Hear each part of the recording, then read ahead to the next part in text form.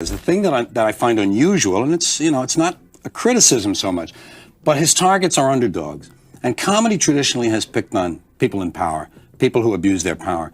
Women and gays and immigrants are kind of, to my way of thinking, underdogs. Years later, the late George Carlin's words ring true. Omar has a history of launching vicious anti-Semitic screeds.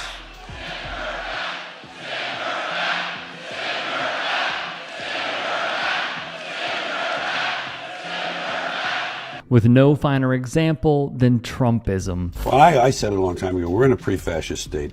And I said when fascism comes to America, it will not be wearing jackboots and brown shirts, and it will be wearing Nike sneakers, and it will have smiley face buttons on the Hard Rock and carrying t-shirt. a flag. Yeah, of course. And a Bible. Always that.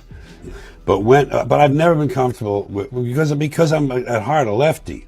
Once again, these are points made eons ago, alas.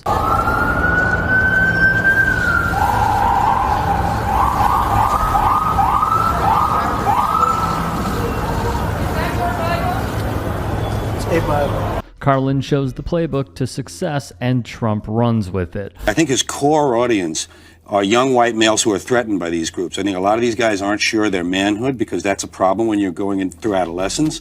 Could I be? I hope I'm not one of them.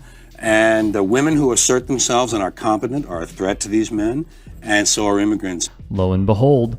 Well, America was certainly great when we valued the nuclear family and family values. What would you rather have, 4 years of Donald Trump as a dictator or 4 more years of Joe Biden as president?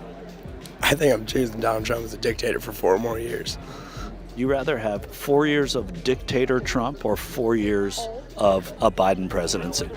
4 years of a dictator Trump. Yeah, I'm going dictator Trump for sure. So that's why we as an audience then will laugh. You say we, I don't think you're I think you're collective we. I think that's what is at the core of that experience that takes place in these arenas.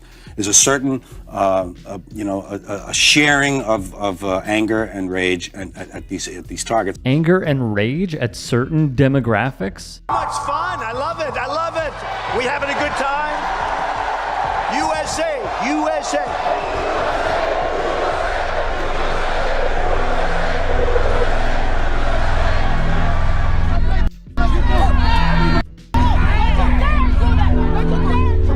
Knock the crap out of them, would you? Seriously. Can be seen at a Trump rally near you. If I fell out of an airplane, I would land on the left side of that line. The difference that I define the difference between right wing and left wing. People to the right of center. Well, let's start with the people to the left. People to the left of center, liberals, Democrats, populists, they're interested in people, human beings and human values. People to the right of the line, Republicans and rich people and right-wingers, they're interested in property. Property, not people. These are big facts from George Carlin. Anarchy, hatred, chaos, rioting and looting, destruction and arson, riots and lawlessness spread throughout our country. Rioting, looting, vandalism, assaults, and the wanton destruction of property. The crime and the stores being broken into and the looting. Take the 2020 summer protests. Trump and co. proved it, as they always do. And they're soulless. They're without soul. They don't really care. They don't really care. These Christians don't do Jesus' work, which is to feed the poor and take care of the ones who can't help themselves. That's what their Jesus said. Feed those who have no way. To take ones who have nothing going for them. Help them in my name. Don't even want to know about it. Where's that tax return? I want my what do they call it? The rebate. It's goofy. And here's the con artist they fall for. I believe in God. I am Christian. I'm a Protestant. I'm very proud of it. Presbyterian, to be exact. I'm Presbyterian. Boy, that's down the middle of the road, folks, in all fairness. You're an Old Testament guy or a New Testament guy? Probably equal. 2 Corinthians, right? 2 Corinthians 3:17. That's the whole ball game. I love people as I meet them one by one. People are just wonderful as individuals. You see the whole universe in their eyes if you look carefully. But as soon as they begin to group, as soon as they begin to clot, when there are 5 of them or 10, or even groups as small as 2, they begin to change. They sacrifice the beauty of the individual for the sake of the group. I decided it was all under the control of groups now, whether it's business, religion, political people, or what, and I would distance myself from wishing for a good outcome. Let it do what it's going to do, and I'll enjoy it as an entertainment. And I'll reflect on what it is on its own.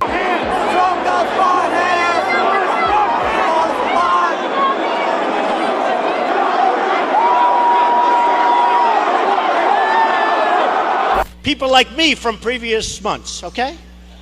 Total control. Bing, bing, bong, bong, bing, bing, bing. You know what that is, right? Are we going to someday elect a satirical president, a guy who really has no intention of having the audience, doing it as a sales tool for something else? Well, we're working on it. Power does what it wants. Power does what it wants. And now they're just more naked about it. Now they just put it right out front and say, this is what we're doing to you folks. It's, this country's finished. It's been sliding downhill a long time.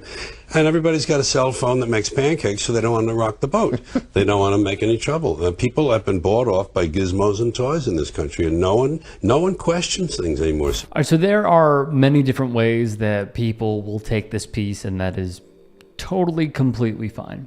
Before we get into it, if we missed any story, if you would like to send us a story, get at me on Twitter, on TikTok, and on Instagram. Send me a DM, send me a link, and we'll look into it. How I view this is rather simple.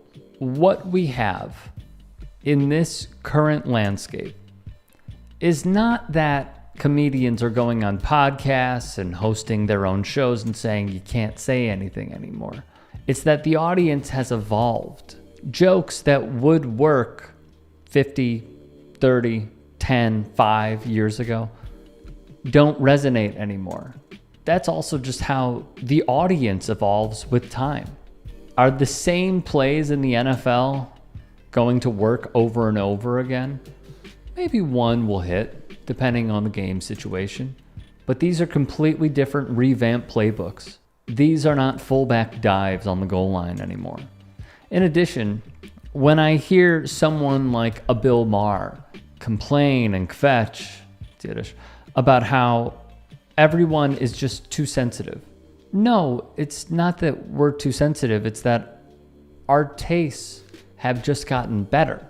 We appreciate more creativity instead of using typical racial stereotypes. In addition, one thought that continues crossing my mind is one of those clips of George Carlin where he did say, and it is the same exact theme that many in media take as well, which is calling out elites, calling out the powerful. That is in. That will always be in because they have unchecked power. Calling out those that can't afford a roof over their heads, or calling out those who are marginalized, calling out those that are an oppressed community, there's no real value in that. Because what it does is it shows that you're just kind of a terrible person if you keep doing it. And then you double down. And then you triple down. It's twofold. It's, I'm just stubborn and I'm going to continue doing this because I want to show I'm a strong man and I'm not canceled even though I keep getting gigs. And the other is waving the white flag and being like, yeah, maybe I'll just go back to the drawing board, which doesn't seem incredibly difficult. I could never be a comedian. I know some are going to be like, oh, really? I think it's one of the most difficult jobs, and I feel like I'd pull a DeAndre Reynolds if I went up there. And I understand their job is insanely difficult, and making it in comedy, insanely difficult. But to go for this low-hanging fruit, what it'll potentially get you is the Jim Brewer, Rob Schneider, post careers of performing on a paywall from Fox News. Maybe they're getting paid for it. Don't know. All I know is people aren't watching.